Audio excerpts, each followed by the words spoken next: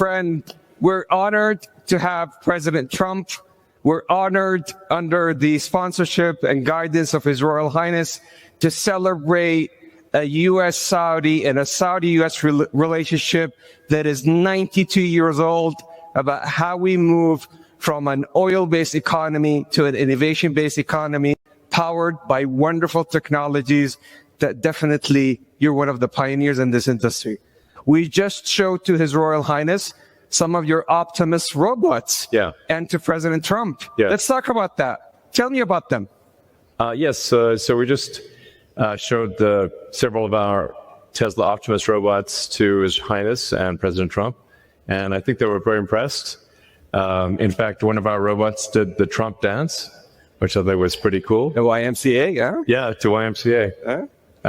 So, yeah, our robots can dance, they can walk around, they can interact. I think we're headed to a radically different world. I think a good world, an interesting world. My prediction actually for humanoid robots is that ultimately there will be tens of billions. I think everyone will want to have their personal robot. You can think of it like as though you had your own personal C-3PO or R2-D2, but even better. Then who wouldn't want to have their own personal C-3PO, R2-D2? That would be pretty great. I also think it unlocks an immense amount of economic potential, because when you think about what is the output of an economy, it is productivity per capita times population or capita. Once you have humanoid robots, the actual economic output potential is tremendous. It's really unlimited. Potentially, we could have an economy 10 times the size of the current global economy, where no one wants for anything. Sometimes in AI they talk about universal basic income.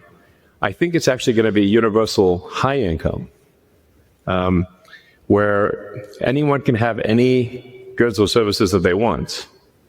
A science fiction book recommendation that I have, which I think is probably the best envisioning of an AI future, is the Culture books by Ian Banks. Very highly recommended for a non-dystopian view of the future. Now, there obviously are some risks, which illustrate perhaps if we don't do this right, you can have like a James Cameron sort of movie, Terminator. We don't want that one. But having sort of a Star Trek future would be great, where we're out there exploring the stars, discovering the nature of the universe, and a level of prosperity and hopefully happiness that we can't quite imagine yet. So I'm very excited about the future, and very glad to be here. Thank you for having me. It's our absolute pleasure. Yeah. And His Royal Highness was talking to you about his vision and his dream to increase productivity for the Kingdom of Saudi Arabia and power up the region and the whole world with robotics, but also on robotaxis. So how are we doing on robotaxis? So really you can think of a car or future cars as being robots on four wheels.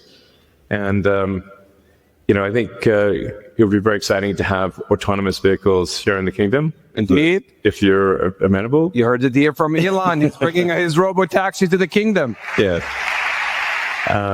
He has another announcement that he exactly. So, and I'd also like to thank the kingdom for approving Starlink for maritime and aviation use. Thank you. Maritime and aviation. There you go. There you go. So you're going to bring us robots to help us increase our productivity. Yeah. Robotaxis to make sure that our cars and assets turn into a cash generating unit. Yeah. And Starlink to reform our aviation and maritime. Yeah. Talk about XAI.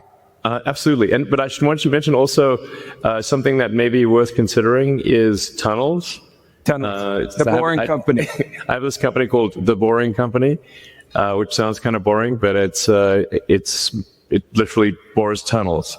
And actually, tunnels, in order to solve traffic, you really need to go 3D with roads. And by using tunnels, you can essentially create like a wormhole, like a warp tunnel from one part of a city to another and alleviate traffic. And we've actually already done this proof of concept in Vegas. So there are working tunnels in Las Vegas that you can use where that'll just, it feels like teleporting from one part of Vegas to another. So I always say that, my joke is like tunnels are underappreciated. It's a bit of a, not always a hit, but